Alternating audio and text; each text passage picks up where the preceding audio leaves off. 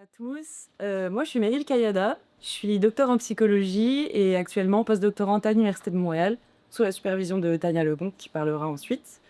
Aujourd'hui, je vais vous parler de la stigmatisation dans les relations intimes. Alors, quelques éléments de contexte. Déjà, ce qu'il faut savoir, c'est que pour beaucoup de personnes vivant avec un trouble mental grave, euh, l'un des besoins les plus forts, celui de développer des relations intimes, reste l'un des plus difficiles à atteindre. Alors que jusqu'à plus de 80% des personnes aspirent à vivre des relations amoureuses, on a jusqu'à 80% d'entre elles qui demeurent célibataires. Et donc ce décalage entre désir et réalité va alimenter cette solitude affective, elle-même source donc d'une souffrance psychologique intense, mais aussi un grand facteur de mortalité. Au contraire, les relations intimes sont un puissant levier. Elles apportent de l'affection, du soutien, elles renforcent le sentiment d'appartenance et elles sont fréquemment décrites comme facilitatrices du rétablissement. Pourtant, ce levier, il est encore bien souvent absent des pratiques d'accompagnement dans les services de santé mentale. Les professionnels rapportent souvent un manque de temps, un manque d'outils et un manque de formation, entre autres. Et donc, suite à tous ces constats, nous on s'est posé deux questions.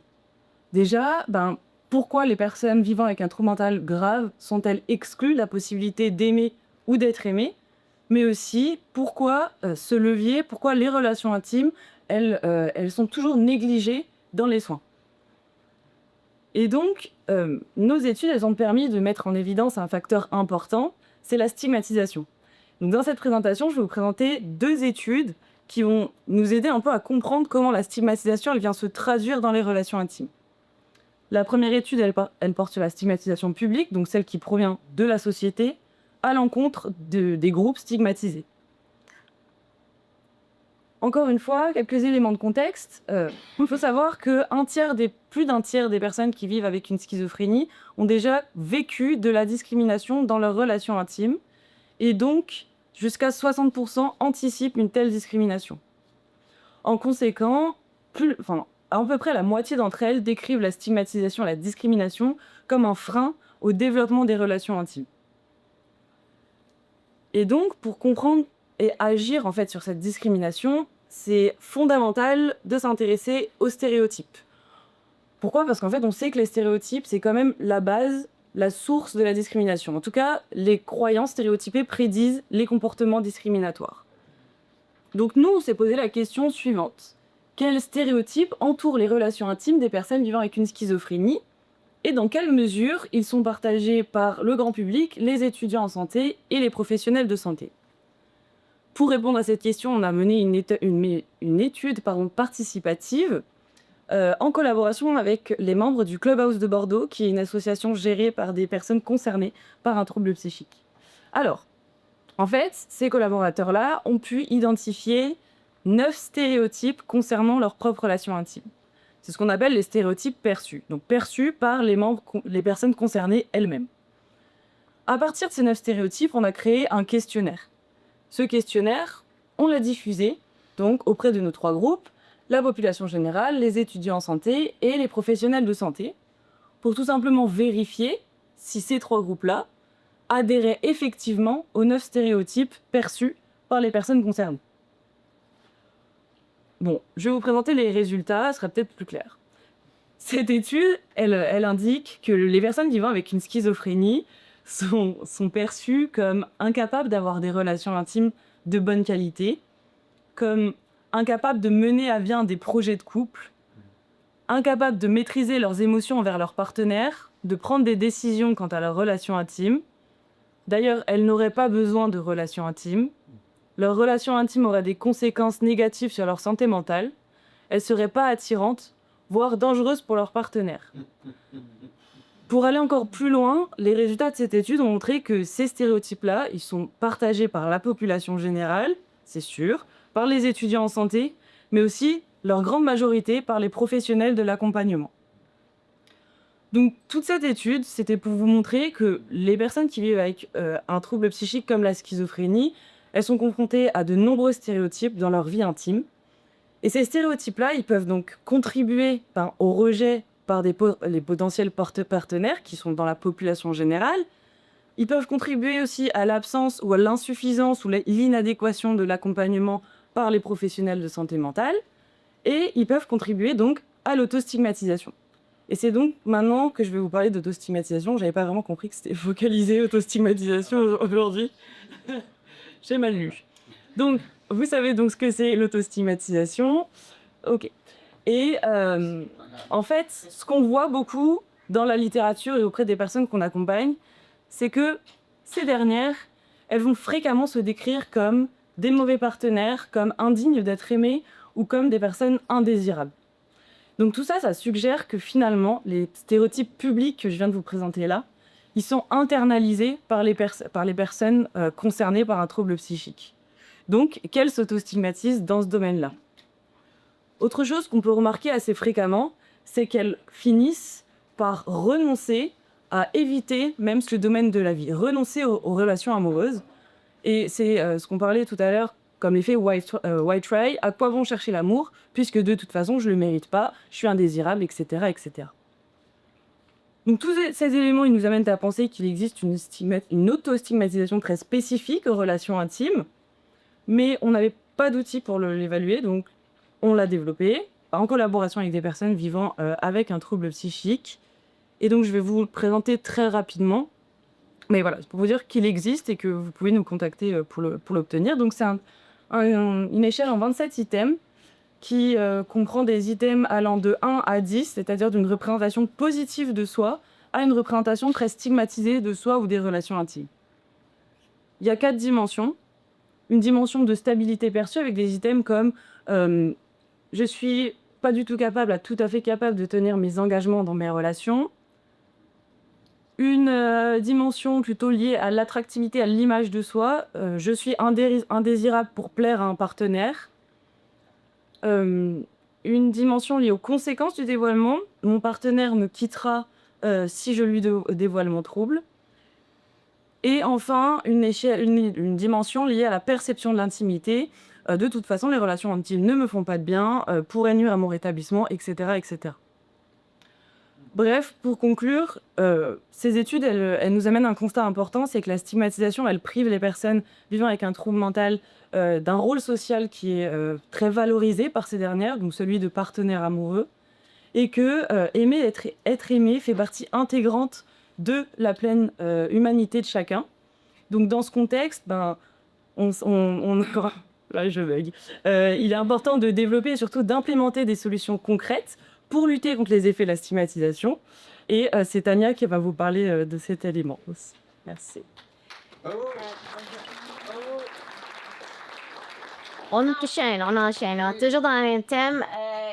Donc, Mireille a vraiment bien mis la table. L'idée, c'est de dire, si on veut vraiment être pro-rétablissement, comment ça se fait qu'on n'offre pas des interventions ou des services pour aider les personnes à développer des relations intimes?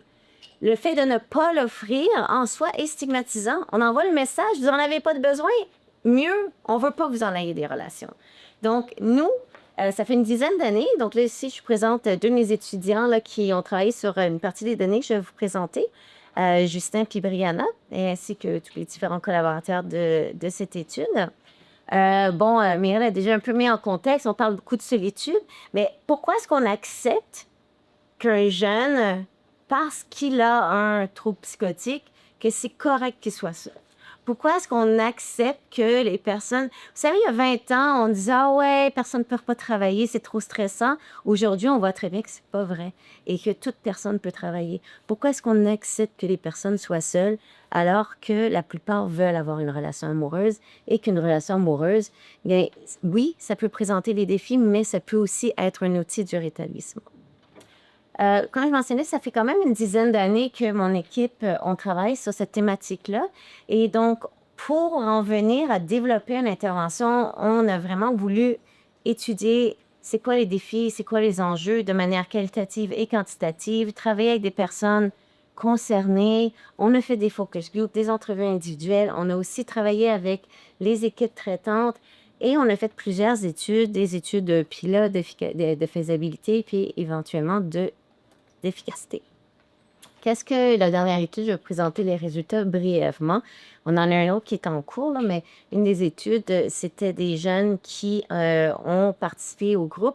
Pendant la COVID, la moitié l'ont reçu en personne, l'autre moitié l'ont reçu à distance.